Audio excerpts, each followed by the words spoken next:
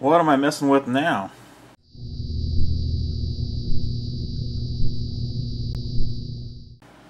This is a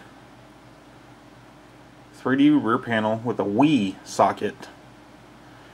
And then on top of it, we have an RGB to component encoder board.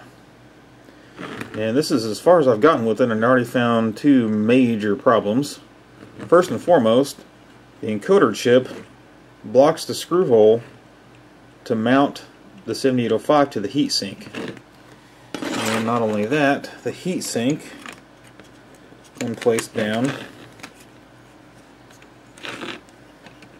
wants to sit right on top of those pins. So it looks like I have to cut that away, and I find that just unacceptable. I don't like that at all. And it's not even all the way down over here. But yeah, there's my non-access to that screw. Now what's funny is, it looks like it could easily be redesigned where the encoder chip is soldered to the bottom of the board. It looks like there's plenty of room below the board for that to sit. But I'd also like to see the board shortened this way, and a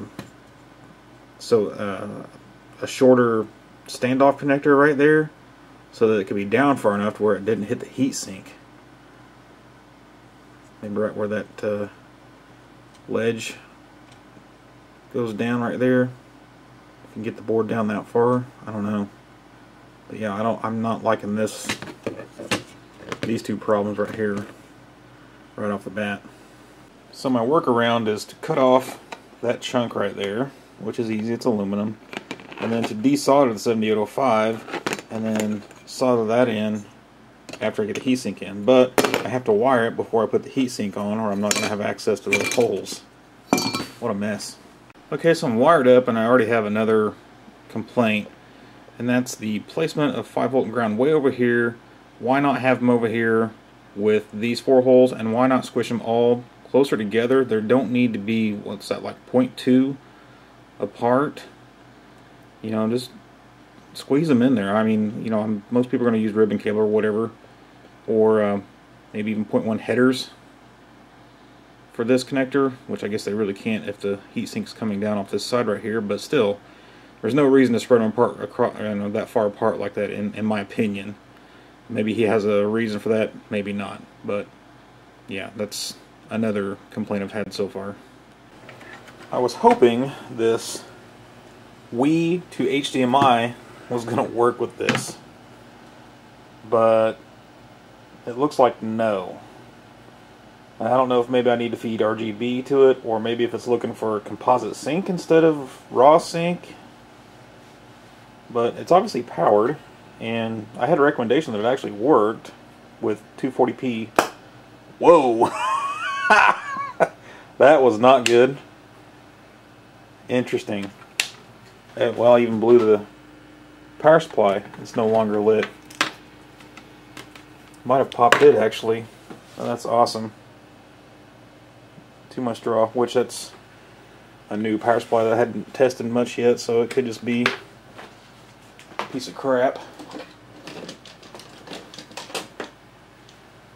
Let's see if I can find a original power supply here.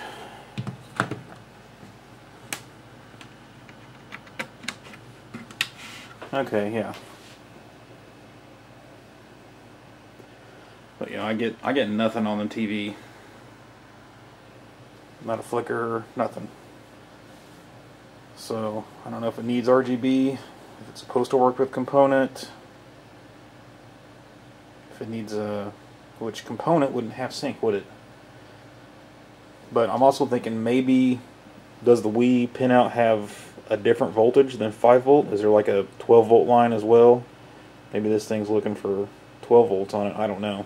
I mean, it's got power, but who knows? I'll have to dig into it a little bit further. I was hoping to have HDMI out and skip the component encoding, but since it was a Wii connector, I just wanted to try it real quick with the encoder board on top of it. But what I could do is just pull off the encoder board and then plug it directly into the Wii socket with RGB and sync and power, and see if that does it. That would be excellent, but I thought I'd try it because I'm still waiting on the actual Wii component cable that I ordered. Hopefully it'll be here tomorrow, but that'll tell me if Helder's RGB to component encoder circuit is actually working. Okay, so I've bypassed the RGB to component encoder board back here, and I've just used a 3D printed multi-out, and I've got headers that go right into the pins of the NS-RGB, and I can turn it on, and so I know the console and the NS-RGB are working. I've just got a problem back here with the encoder board. Well, I finally got Helder's component board off of his connector, and I've got wired for RGB 5-volt ground straight to this Wii to HDMI, and I still get nothing. I did have it on composite sync to the composite video pin, then I changed it over to composite video, and still nothing. So I'm not too excited about this going anywhere. Alright, so I finally got another PCB from Helder. This is actually the old one, I was just showing it to you. It's installed, and it's working. I think both PCBs were fine. I just somehow, I'm under the impression that the connections are wrong. And what I mean by that is on the back of the TV, the RGB color coding is wrong, and I traced it back from the tips of the component cord back to the pinout on the Wii multi-out on the PCB, and they don't seem to go to the right outputs on the ROM chip, the BA7230LS. So I think that's my problem with both of them, but I need to talk to Helder and confirm. Other than that, yes, it's beautiful as far as I can tell.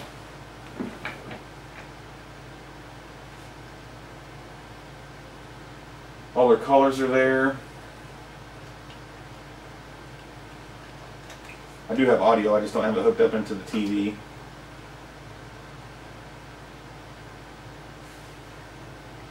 And I have the NES-RGB set for improved palette, I believe.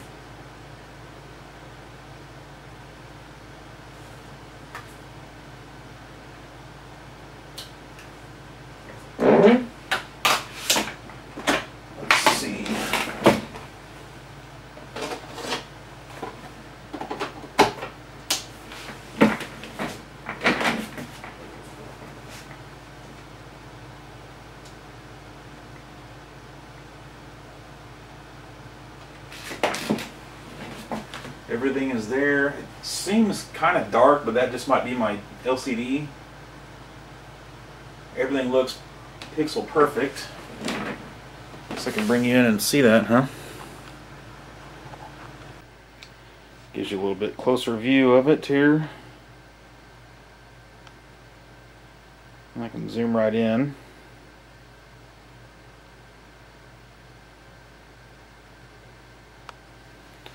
Looking really good. I think we just need to get this pinout figured out and make sure that's not something on my end.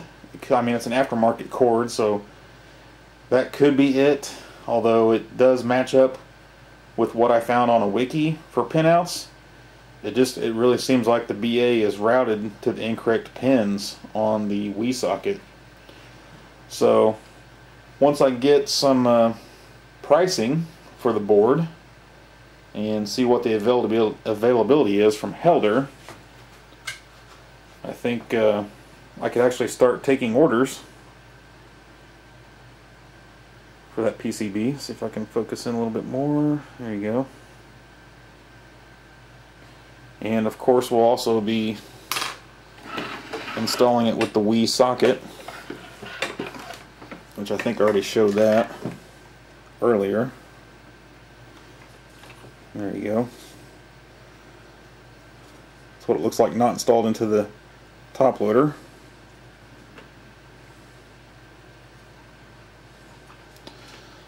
So I think the actual 3D printed piece is probably in the $25 range, and then the PCB I'm assuming is going to be about the same, and that's just to buy the parts, but of course I'll have to get with the guy that makes them first.